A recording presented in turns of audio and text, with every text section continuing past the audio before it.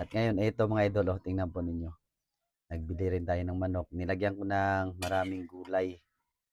Yan, sari-sari yan. Nakabili tayo mga idol. Para masustansya at napakasarap to.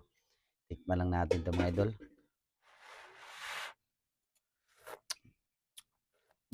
Sarap, panalo. Busog na naman yung aking buong pamilya mga idol sa masarap na ulam. At shout out pala ko kay Idol Ryan Tamaro na taga Alumino City, Pangasinan. Yan, shout out po idol. Maraming salamat sa panonood. At syempre, dahil luto na po to mga idol ang lahat. Tara, kain po tayong lahat mga idol sa gabing ito. At si Ate Kike na po yung magdasal sa aming grasya na sa aming harapan. Dasal na kay. Lord, salamat sa pagkain gatag mo karon, Lord. Amen. Thank you Lord. Napakasarap na ulam. Yan. Sinabawang karne ng manok na maraming gulay. Pagsabaw.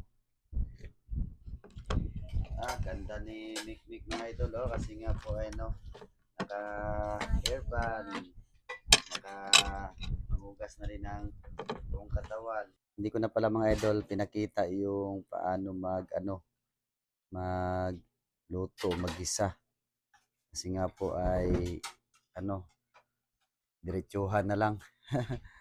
Para kain tayo kasi madali naman tulutuan. Ginisa ko na lang to mga idol, ginisa sa kamatis, bawang, tapos yan, gulay at saka ginisa rin yung karne ng manok.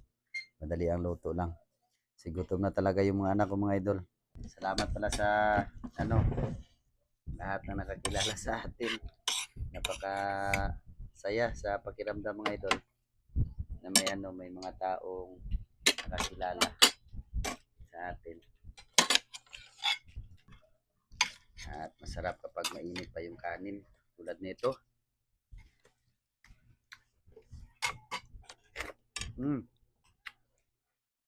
Kutsara lang. Lisod. Lisod.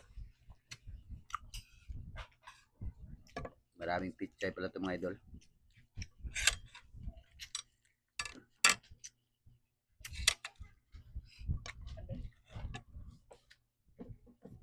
Kato mo sa silipan mo tansis. Ano sa? Gulay?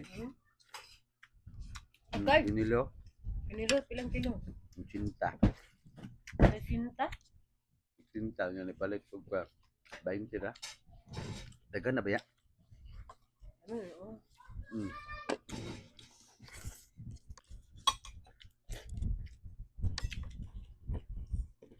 At hanggang dito lang mga idol. Maraming salamat sa panonood, no. Shout out po sa inyong lahat. Shout out po sa lahat ng OFW. Yan. At sana paki-like na rin at paki-follow at paki-share na rin mga idol.